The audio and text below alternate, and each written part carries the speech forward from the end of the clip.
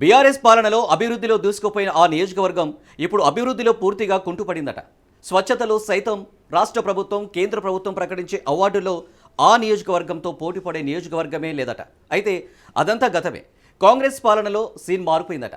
ఆ నియోజకవర్గానికి నిధులు ఇవ్వకపోవడానికి కారణమేంటి? రేవంత్ ప్రభుత్వం ఆ ఎమ్మెల్యేపై కక్ష కట్టిందా?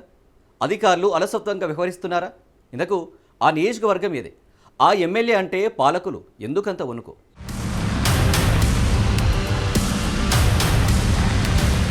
తెలంగాణ ఉద్యమ సమయం నుంచి బీఆర్ఎస్ పాలన వరకు అభివృద్ధి పేరు చెప్తేనే గుర్తుకు వచ్చేది సిద్దిపేట నియోజకవర్గం. అభివృద్ధిలో దూసుకుపోతూ స్వచ్ఛతలో గ్రామ పంచాయతీలకు, మున్సిపాలిటీలకు రాష్ట్ర స్థాయిలో, జాతీయ స్థాయిలో అనేక అవార్డులను సొంతం చేసుకుంది. కానీ కాంగ్రెస్ ప్రభుత్వం అధికారం చేపట్టాక కైలాసంలో పెద్దపాము మింగినట్టు నియోజకవర్గంలో అభివృద్ధి ఒక్కసారిగా నిలిచిపోవడంతో ప్రజలు ముక్కున వేలేసుకుంటున్నారట.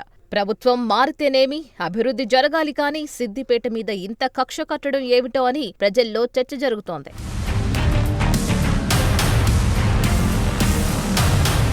మాజీ మంత్రి హరీష్ రావు ప్రాతినిధ్యం వహిస్తున్నప్పటి నుంచి సిద్దిపేట నియోజకవర్గాన్ని అభివృద్ధిలో పరుగులు పెట్టించాడు. కేంద్రం, రాష్ట్ర ప్రభుత్వాలతో అన్ని శాఖల్లో పూర్తిగా సమన్వయం చేసుకుంటూ అభివృద్ధిని పరుగులెత్తించారు. సిద్దిపేట మున్సిపాలిటీలో ప్లాస్టిక్ నిషేధించి స్టీల్ బ్యాంకులు ఏర్పాటు చేసి ప్రజలకు సకల సౌకర్యాలు కల్పించి ప్రజల మన్ననలను పొందారు. ప్రజలు సైతం అభివృద్ధిలో భాగస్వాములై నిరంతరం హరీష్ రావుకు మద్దతుగా నిలిచారు.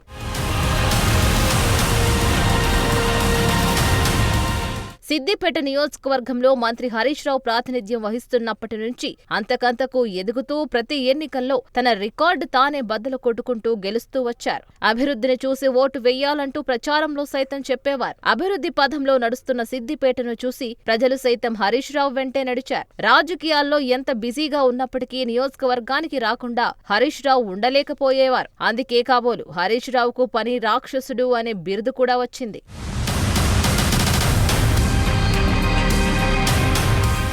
మాజీ మంత్రి హరీష్ రావు సిద్దిపేటను పర్యాటక రంగంలో కూడా అభివృద్ధి చేశారు.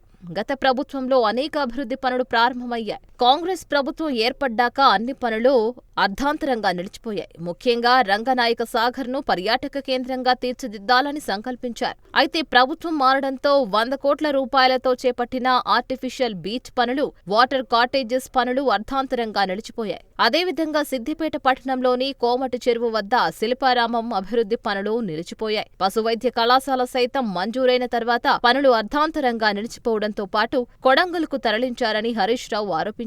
ప్రభుత్వ వైద్య కళాశాలలో అభివృద్ధి పనులు ఆగిపోయాయి. సిద్దిపేట నియోజకవర్గంలో అనేక అభివృద్ధి పనులు నిలిచిపోయాయని ప్రజల్లో కాంగ్రెస్ పై తీవ్ర వ్యతిరేకత కనిపిస్తోందట.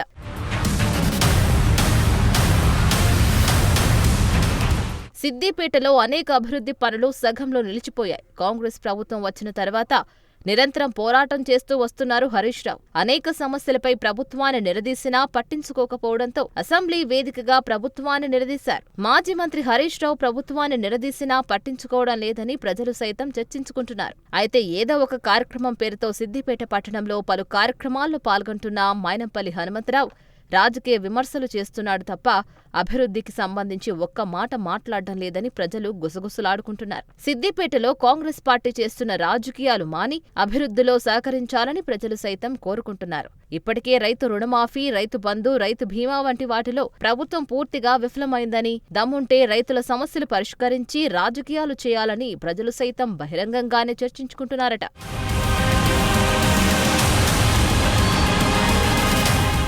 మొత్తానికి బీఆర్ఎస్ పాలనలో అభివృద్ధిలో దూసుకువెళ్లిన సిద్దిపేట ఇప్పుడు కాంగ్రెస్ పాలనలో వెనుకబడుతోందని ప్రజలు చర్చించుకుంటున్నారు. ప్రభుత్వం రాజకీయ కక్ష సాధింపు చర్యలు ఆపి సిద్దిపేట నియోజకవర్గాన్ని అభివృద్ధి చేయాలని కోరుతున్నారు. మరి ఇప్పటికైనా కాంగ్రెస్ ప్రభుత్వం స్పందిస్తుందా? సిద్దిపేటలో ఆగిపోయిన అభివృద్ధి పనులను పూర్తి చేస్తుందా లేదా అన్నది వేచి చూడాలి.